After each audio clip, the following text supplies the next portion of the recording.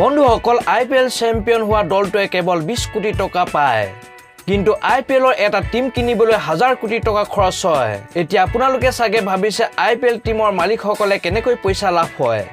এতিয়া আহক জানিবলৈ চেষ্টা কৰো IPL টিমৰ মালিকসকলৰ প্ৰফিট কেনেকৈ হয় IPLৰ প্ৰধান ইনকাম বস কাটিং ৰাইট অৰ্থাৎ সম্প্ৰচাৰৰ অধিকাৰৰ পৰা আহে যি চেনেলৰ লগত IPL কৰ্তৃপক্ষ চুক্তি হ'ব সেই চেনেলেহে IPL খেলসমূহ সম্প্ৰচাৰ কৰিব পাৰিব IPL 2023 চনৰ পৰা 2027 চনলৈ TV right star sport digital right Viacom 18 কিনি ৰাখিছে